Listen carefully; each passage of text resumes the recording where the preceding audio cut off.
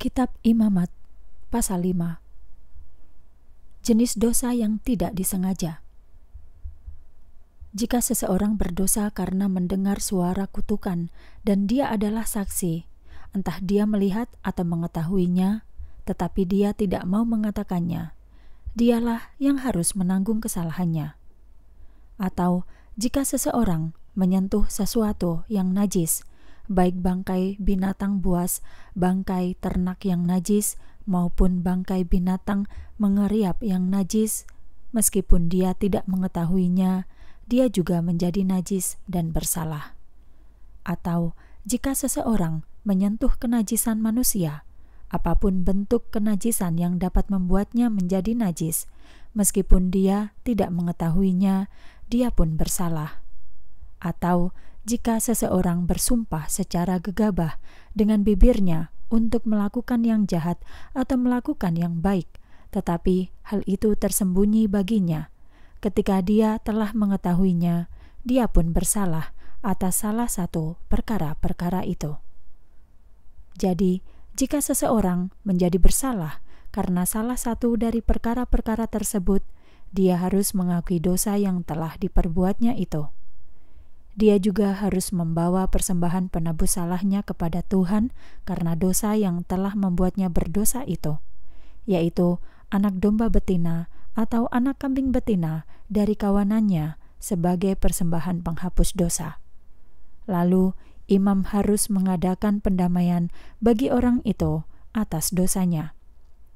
Namun, jika dia tidak mampu menyediakan seekor anak domba, dia harus membawa persembahan penebus salah kepada Tuhan karena dosa yang telah dilakukannya itu, yaitu 2 ekor burung tekukur atau 2 ekor burung merpati muda, yang seekor untuk persembahan penghapus dosa dan yang seekor untuk persembahan bakaran.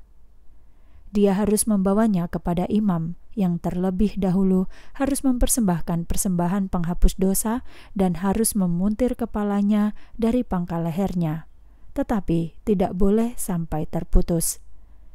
Dia harus memercikkan sebagian darah persembahan penghapus dosa itu ke sisi mazbah, sedangkan sisa darahnya harus diperas keluar ke alas mazbah. Itulah persembahan penghapus dosa. Kemudian, imam harus mengolah yang seekor lagi sebagai persembahan bakaran sesuai dengan peraturan. Jadi, imam harus mengadakan pendamaian demi orang itu atas dosa yang telah diperbuatnya itu, supaya dia diampuni. Namun, jika orang itu tidak mampu memberikan 2 ekor burung tekukur atau 2 burung merpati, orang yang telah berdosa itu harus membawa persembahannya, yaitu 1/10 eva tepung halus sebagai persembahan penghapus dosa. Dia tidak boleh menuangkan minyak atau membubuhkan kemenyan ke atasnya, sebab itu adalah persembahan penghapus dosa. Dia harus membawanya kepada imam, dan imam harus mengambil segenggam dari tepung itu sebagai bagian peringatan, lalu membakarnya di atas mazbah bersama persembahan dengan api untuk Tuhan. Itulah persembahan penghapus dosa. Demikianlah imam harus mengadakan pendamaian bagi orang itu atas dosa yang dilakukannya dalam salah satu perkara-perkara tersebut, dan hal itu akan membuatnya diampuni. Lalu sisanya harus menjadi bagian untuk imam, sama seperti persembahan sajian.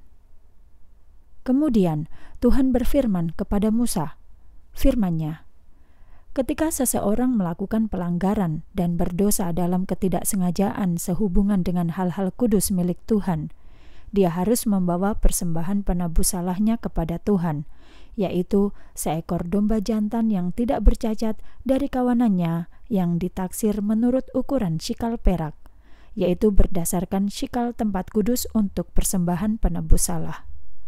Dia harus membayar ganti rugi atas dosa yang dilakukannya terhadap hal-hal kudus tersebut dan harus menambahkan 1/5-nya untuk diberikan kepada imam.